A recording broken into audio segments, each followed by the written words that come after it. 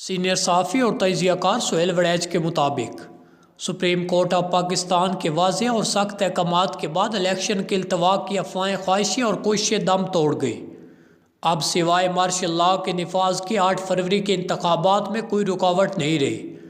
موجودہ عسکری قیادت مارشل لاء یا ٹیک اوور کا کبھی خیال تک نہیں لائے، اور کبھی کوئی ایسا ذکر بھی کرے تو اسے فوراً خاموش کرا دیا جاتا ہے۔ الیکشن التوا کے حوالے سے پاکستان کے سب سے بڑے طاقتور شخص اور پاکستان کے دوسرے بڑے طاقتور شخص میں پہلے ہی سے یہ سوچ موجود تھی کہ الیکشن 8 فروری کو ہونے چاہیے۔ دونوں اس حوالے سے ایک صفحہ پر ہیں۔ ان کا خیال ہے کہ نواز شریف کو ماضی میں غلط طور پر اقتدار سے الگ کیا گیا، جس سے سیاسی اور بے پناہ معاشی نقصان ہوا۔ دونوں یہ بھی چاہتے ہیں کہ ماضی کی غلطیوں کا ازالہ ہونا چاہیے۔ الیکشن کے التوا کی تجاویز طاقتور ترین افراد کے 2 اہم مشیروں اور 2 نگران شخصیات کی طرف سے آئی تھی۔ ان تجاویز میں کہا گیا تھا کہ ملک میں معاشی استحکام آنا شروع ہو گیا ہے۔ اگر الیکشن ہوا تو یہ معاشی استحکام قائم نہیں رہے گا۔ ان تجاویز میں یہ رائے دی گئی تھی کہ بیرون ملک سے جو اربوں ڈالر آ رہے ہیں، ان کا بہتر استعمال نگران اور موجودہ اسٹیبلشمنٹ بہترین طور پر کر سکتے ہیں۔ اگر سیاسی حکومت آ گئی تو وہ یہ اربوں ڈالر سیاسی منصوبوں پر اڑائے گی۔ یہ خیال بھی ظاہر کیا گیا تھا کہ فوری الیکشن میں پی ٹی آئی کی جیت کو روکنا مشکل ہوگا۔ اس کالم نگار نے جب بلائی حلقوں میں یہ افواہ سنی تو اسے بغیر مرچ مسالے کے شائع کر دیا۔ اندازہ تھا کہ اس کا منفی رد عمل ہوگا اور ویسا ہی ہوا۔ مسلم لیگ نون اور ملک کے دوسرے طاقتور ترین شخص نے سخت اور واضح موقف لیا کہ نہیں، الیکشن 8 فروری کو ہی ہونے چاہیے۔ میں نے التوا کی افواہ کے ساتھ یہ بھی لکھ دیا تھا، ملک کی سب سے بڑی عدالتی شخصیت التوا کی تجاویز کو کامیاب نہیں ہونے دے گی، اور بالآخر ایسا ہی ہوا ہے۔ یادش بخیر پنجاب کے وزیر تعلیم چودھری ممتاز حسین کا ایک واقعہ درج کرنا ضروری ہے۔ چودھری ممتاز حسین ہی وہ پہلے آدمی تھے جنہوں نے کالجوں میں اور تعلیمی اداروں میں پہلی بار سختی سے میرٹ کا نظام قائم کیا۔ یہی نظام آج تک جاری و ساری ہے۔ چودھری ممتاز حسین نے ایک بار فون کر کے مجھے اپنی سرکاری رہائش گاہ پر بلایا۔ میں تازہ رپورٹر بنا تھا، جلدی وہاں پہنچا تو وہ آفس میں بیٹھ کر مجھے لان میں لے آئے تاکہ ان کی بات ریکارڈ پر نہ ہو سکے۔ پھر مجھے کہا کہ وزیر اعلیٰ نے مجھے کہا ہے کہ ریس کورس لاہور میں ایک 5 اسٹار ہوٹل بننے کی منظوری دے دو۔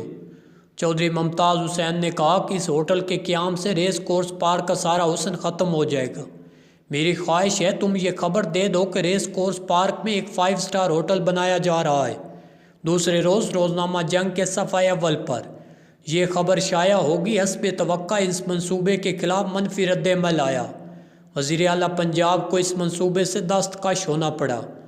بعض دفعہ خبر دینے، افواہ درج کرنے یا کسی کو ایکسپوز کرنے کا صرف مقصد یہ ہوتا ہے کہ اس منصوبے کو وقت سے پہلے ختم کر دیا جائے تاکہ وہ پایہ تکمیل تک نہ پہنچ سکے۔ یہ صحافت کی طاقت ہے، اور ہم صحافی ایکسپوز کر کے کئی غلط، غیر آئینی اور غیر جمہوری کاموں کو روکنے کی کوشش کرتے رہتے ہیں۔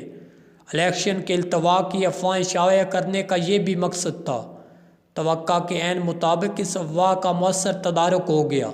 8 فروری کا الیکشن سر پر آ چکا ہے، لیکن ابھی تک سیاسی جماعتیں انتخابی مہم شروع نہیں کر سکی۔ نون لیگ اپنی ٹکٹیں فائنل کرنے کا عمل جاری رکھے ہوئے ہے، لیکن فی الحال تحریک انصاف کے بارے میں دھن صاف نہیں ہو سکی۔ یہ واضح نہیں ہے کہ پی ٹی آئی کی طرف سے کون الیکشن لڑ سکے گا اور کون نہیں۔ پی ٹی آئی کے بہت سے عہدیدار منظر عام سے ہی غائب ہیں۔ ابھی کل ہی حماد اظہر کو پنجاب کا صدر بنایا گیا ہے، لیکن وہ کہاں موجود ہے کسی کو علم نہیں۔ ٹکٹیں تقسیم کرنے میں پنجاب کے صدر کا اہم کردار ہوتا ہے۔ ان کی غیر موجودگی میں یہ کام کون کرے گا کسی کو علم نہیں۔ تحریک انصاف کا پارلیمانی بورڈ کون سا ہوگا، اس کے اجلاس کب ہوں گے، ٹکٹ لینے والے کہاں اپلائی کریں گے، یہ سارے وہ سوال ہیں جن کا فی الحال کوئی جواب نہیں مل رہا۔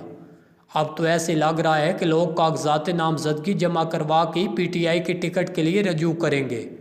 ایسا لگ رہا ہے کہ تحریک انصاف کے حوالے سے یہ غیر یقینی صورتحال الیکشن تک اسی طرح برقرار رہے گی، جس سے تحریک انصاف کے لیے اپنی ووٹ کی طاقت کا بھرپور استعمال انتہائی مشکل سے مشکل تر ہو جائے گا۔ اب جب کہ الیکشن ہونے جا رہے ہیں تو ریاستی ادارے نئے سرے سے نتائج کے حوالے سے اندازے لگا رہے ہیں۔ ان اندازوں کے مطابق نون لیگ پنجاب کی 141 نشستوں میں سے زیادہ 80 سے 90 سیٹیں جیتے گی، جبکہ ادارے کا اندازہ ہے کہ اگر ووٹ کام پڑے تب بھی نون لیگ 60 سے 70 نشستیں جیت لے گی۔ اس طرح لاہور کی 14 میں سے 8 نشستوں پر نون لیگ کی پوزیشن مضبوط ہے، جبکہ 6 نشستوں پر پی ٹی آئی کا ووٹ بینک مشکلات پیدا کرے گا۔ ایک ادارے کا خیال ہے کہ ٹکٹوں کی تقسیم کے بعد نون لیگ جب انتخابی مہم میں اترے گی تو دیہات کے وہ دھڑے جو تحریک انصاف سے مایوس ہوں گے وہ بھی نون لیگ کا ساتھ دیں گے۔ یوں آنے والے دنوں میں نون کا ووٹ بڑھنے کا امکان ہے۔ تحریک انصاف کا شہری ووٹر کیا کرے گا، اس بارے میں ادارے ابھی کسی حتمی نتیجے پر نہیں پہنچے۔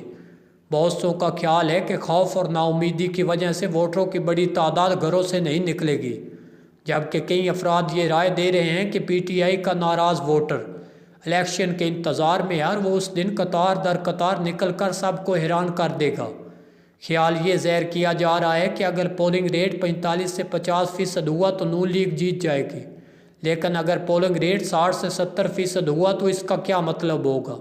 پی ٹی آئی کا نوجوان ووٹر باہر نکل آیا اور پھر شہروں کے نتائج پی ٹی آئی کے حق میں ہوں گے۔ دنیا کا ہر الیکشن کچھ نہ کچھ تبدیلی ضرور لاتا ہے۔ 8 فروری کا الیکشن بھی پاکستانی سیاست اور ریاست میں تبدیلی لے کر آئے گا، اور امید یہی کرنی چاہیے کہ انتخابات میں ایسی لیول پلینگ فیلڈ فراہم کی جائے کہ الیکشن نتائج سب کے لیے قابل قبول ہوں۔